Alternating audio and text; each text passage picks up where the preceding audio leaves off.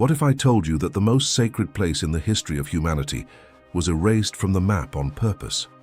For centuries, art and theology taught you that the Garden of Eden was in the Middle East, but modern science, genetics, and the original biblical text itself point to a direction that the system has always tried to hide: Africa.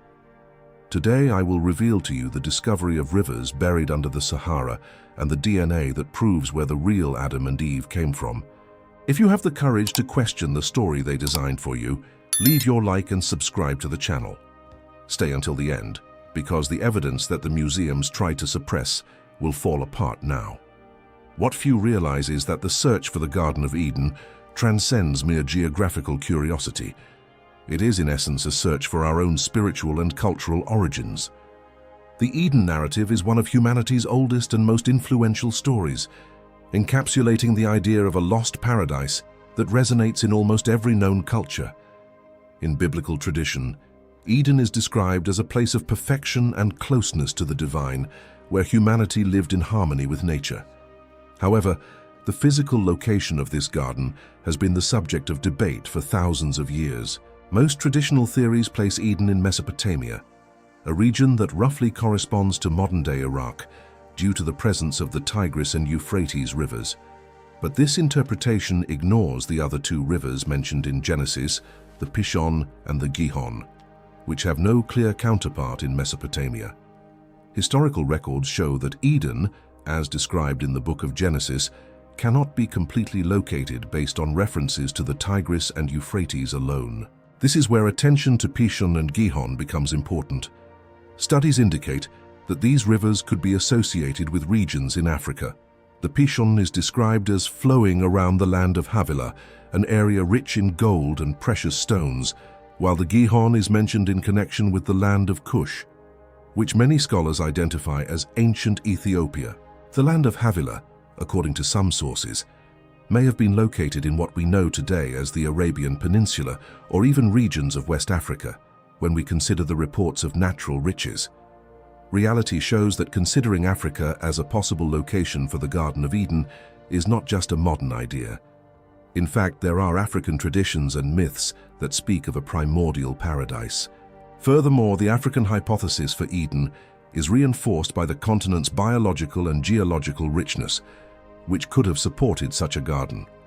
With its ecological diversity and the presence of large river systems, Africa has the necessary characteristics to be home to a place of such abundance and beauty. Evidence suggests that Africa has been a cradle of humanity in more ways than one. Not only is it widely accepted that the first modern humans emerged on the African continent, but there is also a wealth of spiritual traditions and myths that could have influenced biblical narratives. African oral traditions, often overlooked by Western scholarship, contain stories of sacred gardens and kingdoms of abundance that align surprisingly well with descriptions of Eden. History reveals that the location of Eden was, for a long time, a matter of cultural and theological interpretation. But perhaps the real question is not where Eden was, but rather why this quest stands the test of time. The search for Eden is, in reality, a search for understanding our own history and spirituality. And the question remains, if Eden was in Africa, what does that tell us about our roots and our connection to the natural and spiritual world? The Bible, in its book of Genesis, presents a description of the Garden of Eden that, contrary to what many believe, does not point exclusively to Mesopotamia. Genesis 2 reveals a geographical scenario where a river leaves Eden to water the garden, dividing into 4 branches. The first of these branches is called Pishon, which surrounds the land of Havilah, known for its gold. The second river is the Gihon, which surrounds the land of Cush.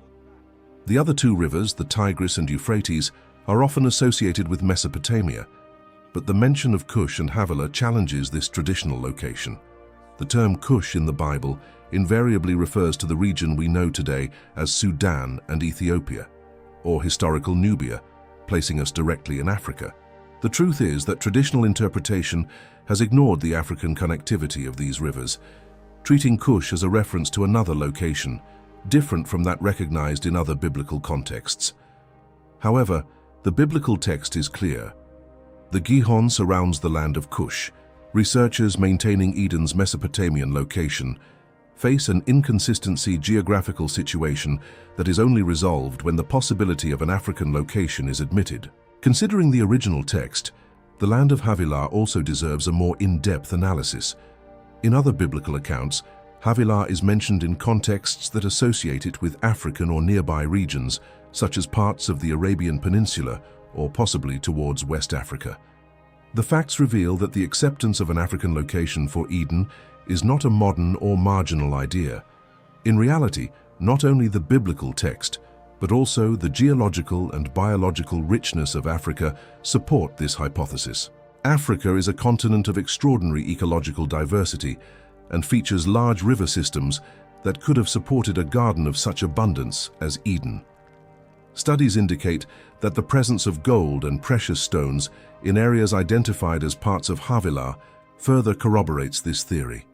Furthermore, African oral tradition, which is often overlooked by Western interpretations, contains myths of garden paradises and kingdoms of abundance that surprisingly align with the description of Eden. History reveals that the location of Eden is a question deeply rooted in cultural interpretations and theological interests. The maintenance of a Mesopotamian location, despite doubts, raises questions about the motivations behind these interpretations. Perhaps the insistence on Mesopotamia was an attempt to center the biblical narrative in regions that historically were at the center of ancient civilizations and dominant religious traditions. However, the admission of an African location could bring to light a more inclusive and comprehensive perspective on human and spiritual origins. The question that remains is, if the Garden of Eden was really in Africa, what implications would that have for our understanding of biblical narratives and human history? How would this alter our perception of humanity's cultural and spiritual roots? The possibility that Eden is in Africa is not only an invitation to reinterpret sacred texts, but also a call to revisit and revalue African traditions and contributions in the global context of spirituality and history. The truth is that the theory of mitochondrial Eve, proposed in 1987, revolutionized our understanding of human origins and shed light on the centrality of Africa in the evolutionary history of humanity. This study analyzed mitochondrial DNA, a form of genetic material passed down exclusively through the maternal line, and revealed that all living humans share a common ancestor who lived in Africa about 200,000 years ago. This discovery was initially met with skepticism and criticism, but decades later, it remains firmly established as a pillar of modern evolutionary biology.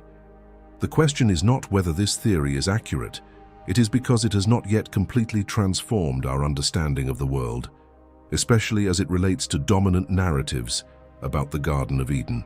The facts reveal that mitochondrial Eve was not the only woman living during her time, but rather the only one whose maternal lineage has survived to this day without interruption. This concept demystifies the idea that she was the only woman alive at the time, a common misunderstanding. At the same time, the concept of Y-chromosomal Adam, discovered through the study of Y-chromosome DNA that is transmitted through the paternal line, also points to Africa as its origin, although in a different timeline. Together, these studies cement Africa not only as the cradle of humanity, but as a point of convergence for the genetic lines that gave rise to all of humanity. This direct genetic connection to Africa challenges traditional and often Eurocentric notions of human origins. Research shows that the implications of these findings are profound, not just scientifically, but culturally and spiritually. The idea that all human beings share a common origin in Africa should theoretically influence how we teach and understand creation stories, including the Garden of Eden.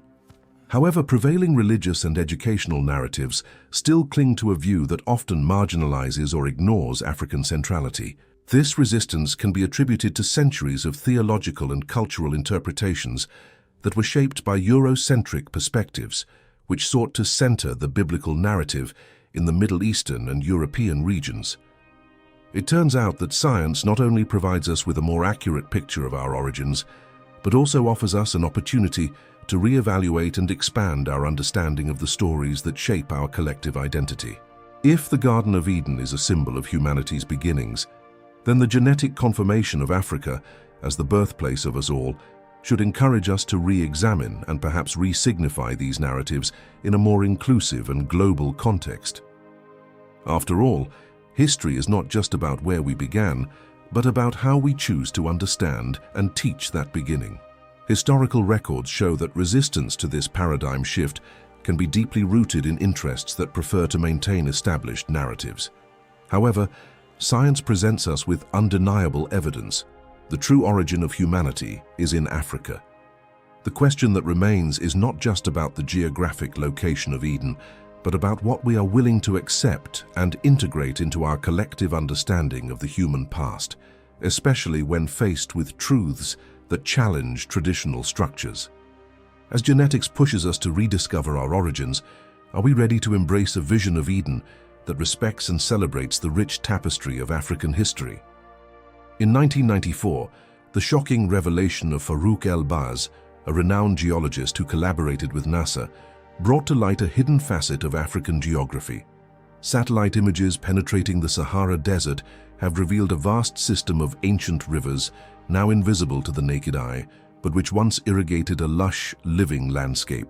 Este sistema, conhecido como Wadi Hower, era parte de uma vasta rede fluvial que transformou o Nordeste africano em um verdadeiro oásis durante o período úmido africano, ou Sahara Verde, há cerca de 10.000 a 6.000 anos. During this era, the Sahara, which is now synonymous with aridity, pulsed with life, with a rich biodiversity that included crocodiles, hippos, and elephants, a fauna now relegated to much wetter regions of the continent. The truth is that this discovery challenges traditional notions about the location of the Garden of Eden. While the biblical account highlights 4 rivers, the Tigris, Euphrates, Pishon, and Gihon, only the first 2 have been consistently associated with Mesopotamia. The other 2, Pishon and Gihon, have always been shrouded in mystery. However, El-Baz's study suggests that these African river formations could hold the key to a new interpretation. The Wadi Hawa, flowing through the region historically known as Kush, easily aligns with the biblical mention of Gihon, while the area's mineral wealth and fertile soil could match the description of the land of Havilah, associated with Pishon. Documents prove that during the African humid period, the region's climatic and geological conditions made it a prosperous and abundant place, characteristics that resonate with the description of Eden as a paradise of fertility and life. The reality shows that, rather than an inhospitable desert, this part of Africa was a vibrant, interconnected ecosystem, with lakes and rivers that supported lush vegetation and a diversity of wildlife. This perspective not only broadens our geographic understanding of the Garden of Eden, but also challenges conventional narratives centered on the Middle East. It turns out that resistance to this idea can be seen as part of a broader effort to maintain a Eurocentric view of religious and cultural history. However, the archaeological and paleoclimatic evidence is clear. Africa, with its rich history and oral traditions that often speak of primordial paradises, may well hold the key to unlocking the true location of Eden. Research demonstrates that recognizing this possibility not only enriches our understanding of biblical history, but also highlights the centrality of Africa in the global narrative of human origins. This new perspective invites us to re-examine our connection to the African continent, both spiritually and historically. If the Garden of Eden, symbolizing humanity's beginnings in harmony with nature, truly existed in Africa, what other ancient stories and truths await to be rediscovered beneath the sands of the Sahara? Reality shows that Western religious iconography often perpetuates images of Adam and Eve that are distant from genetic and historical reality. Modern science confirms that the first Homo sapiens appeared on the African continent around 200,000 years ago, a fact supported by archaeological and genetic evidence. However, artistic and religious representations of the first human couple, especially in Western Christian traditions, persist in portraying them with European characteristics, which not only distorts historical truth, but also has profound implications for how we understand the origin of humanity. What few realize is that these artistic representations are not merely harmless or a matter of aesthetic preference. They reflect and perpetuate a Eurocentric vision that has historically marginalized African contributions to human civilization and spirituality. By centralizing figures of European appearance in the narrative of biblical origin, the intrinsic diversity of the África é a realidade de que todas as populações humanas vivas descendem de ancestrais que viveram neste continente. This not only eliminates the complexity and richness of African roots, but also reinforces racial and cultural prejudices. Documents prove that this dominant iconography has roots in specific historical contexts. During the Renaissance, for example, European artists such as Michelangelo were influenced by their cultural surroundings and the aesthetic norms of their time, while also seeking to express theological ideas through their art. The Sistine Chapel is an iconic example of this phenomenon, where Adam is painted as a light-skinned man, contrasting sharply with scientific realities about our origins. Furthermore, the representation of biblical figures as European served to assert ideals of beauty and racial superiority that became intertwined with colonial and Eurocentric policies. Evidence indicates that the move away from more precise iconography does not occur in isolation, but is rooted in centuries of narratives that silence or distort African participation in biblical stories and human evolution. The traditional view of Eve and Adam as Caucasian not only ignores science, but also the rich tapestry of African myths and traditions that could offer a more authentic and diverse interpretation of the creation narrative. By insisting on European representations, the dominant tradition fails to recognize and value the intersection of African geography with humanity's origin stories and their spiritual implications. Analysis indicates that correcting this cultural and historical erasure requires more than a simple aesthetic change. It is a matter of re-evaluating the narratives that form the basis of our collective understanding of human origins. This implies not only recognizing Africa as the cradle of humanity, but also revaluing its traditions and histories that can enrich our spiritual and historical understanding. The persistence of a single European-centric narrative ignores the significant contributions of African civilizations and perpetuates a limited view of human history. The question that arises is, are we willing to re-examine and rethink the narratives that shape our understanding of the past? The implications go beyond mere scientific recognition, touching on issues of cultural identity and global spirituality. If Adam and Eve were in fact Africans, as science suggests, then the story of creation is not just a story of a people or culture, but a story of interconnectedness that should be celebrated in all its diversity. Are we ready to embrace this truth and the changes it can bring to our view of the world? The geography of Northeast Africa, today dominated by the vast Sahara Desert, was radically different approximately 10,000 years ago. During the African wet period, this region was an oasis, a vibrant land full of life where rivers and vegetation abounded. This contrast with the current arid climate raises intriguing questions about the possible location of the Garden of Eden in Africa. The Horn of Africa, including Ethiopia, Eritrea, and Somalia, formed a landscape of ecological abundance that aligns with biblical descriptions of an earthly paradise. While many scholars have traditionally sought to locate Eden in Mesopotamia, due to the presence of the Tigris and Euphrates rivers, the biblical narrative also mentions the Pishon and Gihon rivers, whose location has been the subject of speculation. Researcher Ephraim Avigdor Spicer, a prominent voice in the study of Mesopotamia, recognized that the correspondence of the four rivers mentioned in Genesis did not fit neatly into Mesopotamian geography. This gap has led other scholars to re-evaluate the proposed location, considering geological and paleoclimatic data that were not available in Spizer's time. Today's satellite images have revealed dramatic changes in African geography, highlighting the possibility of an African location for Eden that is difficult to ignore. The Gihon River, for example, is described in the biblical text as surrounding the land of Cush, which many scholars identify with ancient Ethiopia. This suggests a possible correspondence with the Blue River, which is a crucial tributary of the Nile and has its source in Lake Tana in Ethiopia.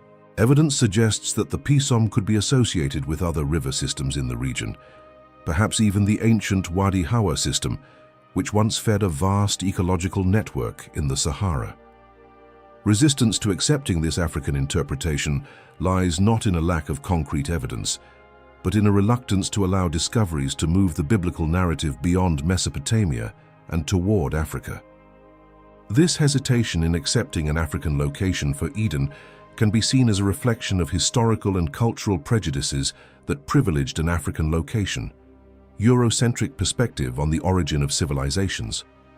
Reality shows that Africa, with its ecological diversity and geological richness, has all the necessary characteristics to have housed a garden of such abundance and beauty. Furthermore, African oral traditions and myths often describe primordial paradises that resonate with biblical narratives, offering a cultural context that supports the African Eden hypothesis. The question that remains is why, despite the accumulated evidence, is there still resistance to recognizing Africa as a possible location for the Garden of Eden? Are we ready to accept that the true origin of this fundamental narrative may be closer to African history than has been assumed until now? What few realize is that African oral traditions hold ancient secrets that challenge established narratives about the origins of humanity. While scholars focus on written texts and archaeological remains, the stories told from generation to generation among African peoples offer glimpses into a past that intertwines with the legends of the Garden of Eden. The San people, ancestral inhabitants of southern Africa, speak of times of plenty and harmony with the land, where men and animals coexisted in a balance that was broken by immemorial events. These traditions, far from being simple myths, can be fragments of collective memories that echo a reality lived by our ancestors. Evidence suggests that the Nilotic peoples of East Africa, known for their intimate relationship with large bodies of water such as the Nile, have narratives that speak of a time when the land was a cornucopia of life and abundance. The description of regions rich in water and fertility in these traditions resonates strongly with elements of the biblical Eden, suggesting that these cultures retain memories of a time when the world was a garden throughout its entirety.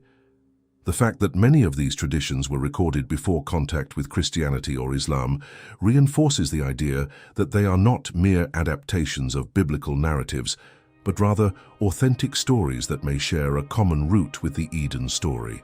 History reveals that many African creation myths, such as those of the Yoruba, speak of a time when humanity was created in a garden or sacred space in which heaven and earth were one. The primordial harmony described in these myths, followed by a separation between humans and the divine, surprisingly mirrors the Eden narrative of man's fall and subsequent expulsion from paradise. This parallelism cannot easily be dismissed as coincidence or external cultural influence, especially when considering the antiquity of these traditions in comparison to the arrival of Abrahamic religions in Africa. Research demonstrates that African oral traditions have been an invaluable source of knowledge about the continent's history and cosmology. They offer insights not only into their people's worldview, but also into events and conditions that shaped their collective experiences. By ignoring these stories, Western scholars often miss the opportunity to access a vast repository of ancient knowledge that could shed light on Eden as a concept that transcends cultural and geographic boundaries. The question that arises is, if these traditions are preserving memories of a real past, how can we meaningfully integrate them into our understanding of human origins? Perhaps it is time to recognize that Eden is not just a place lost to history, but a symbol of our intrinsic connection with nature and the sacred, a reminder of a time when the world was one and humanity walked in harmony with the earth. What these African traditions reveal to us is that the past is not just a static record, but a living tapestry that still resonates in our stories and spirituality. Are we ready to hear what they have to teach us? In 2003, Spencer Wells shocked the academic community with his book, The Journey of Man, which exposed a truth that many preferred to ignore. Humanity's journey began, developed, and flourished first in Africa. Wells' genetic research revealed that all humans share an African origin dating back at least 200,000 years. This crucial information leads us to consider a fundamental question. What happened in those 140,000 years of African history before any significant migration out of the continent? The truth is that during this vast period, Africa was not only the cradle of humanity in biological terms, but also in cultural and spiritual terms. When we consider that Western civilization traditionally begins to tell its story with the advent of cultures such as Sumerian, Persian, or Greek, we have neglected a much more extensive period of human development that occurred entirely in Africa. Historical records show that Africa was the scene of linguistic, cultural, and spiritual innovations that formed the basis for the civilizations that would follow. What few realize is that Africa, in this context, was not a mere starting point. It was a dynamic center where social complexities, power structures, and deep spiritualities flourished. If we consider the possibility that the Garden of Eden, described in the Bible, is an ancestral memory of this primitive period, we must ask ourselves, what aspects of ancient African culture and spirituality could have been preserved in these narratives? It turns out that the implications of these findings are profound. The facts reveal that Africa not only gave rise to modern humans, but was also the place where our ancestors developed a rich tapestry of spiritual and cultural traditions that shaped their identities and worldviews. This development was not primitive or rudimentary. On the contrary, it was sophisticated and multifaceted, with belief systems that influenced, directly or indirectly, the narratives that would later emerge in other parts of the world. Research shows that African oral traditions, often disregarded by Western academia, are actually repositories of ancestral knowledge that survive to this day. These stories, which speak of times of abundance and harmony, can be valuable clues about the spiritual and cultural lives of early humans. Analysis indicates that Africa, during these 140,000 years, was not only a space of survival, but of human flourishing. History reveals that academia has traditionally resisted integrating this vast and rich African history into dominant narratives about the origins of civilization. Perhaps this resistance reveals historical prejudices that favor a Eurocentric view of human development. By reassessing this perspective, we can begin to recognize Africa not just as the starting point, but as a cultural and spiritual epicenter that shaped the oldest human traditions. The question that arises, therefore, is, are we ready to rewrite human history in a way that fully recognizes the African contribution not just as the beginning, but as an ongoing and vital part of our collective journey? By exploring the rich tapestry of African history before migration to other continents, perhaps we can discover not only the roots of our civilizations, but also a deeper connection to our own human essence. The reality shows that the story of the Garden of Eden is one of the most influential origin narratives, but its possible location in Africa has been systematically obscured by a set of deep-rooted cultural and scientific assumptions. These assumptions, far from being deliberate conspiracies, reflect a worldview that prioritized certain regions, such as the Middle East, as the cradle of civilization. The belief that civilization began exclusively in Mesopotamia was perpetuated through a series of interpretations that ignored archaeological evidence and alternative narratives that could suggest an African origin for Eden. Researchers and educators, often unconsciously, operated under the assumption that Africa was a mere primitive starting point, relegating their findings to secondary status in the grand scheme of human history. The facts reveal that resistance to an African location for Eden is not based on a lack of evidence, but on the way that evidence was handled. When discoveries emerged that suggested an African connection to Eden, they faced skepticism and a demand for additional proof that was not required from theories supporting the traditional Mesopotamian location. This created a cycle of selective validation, where only findings that aligned with prevailing expectations were widely accepted and disseminated.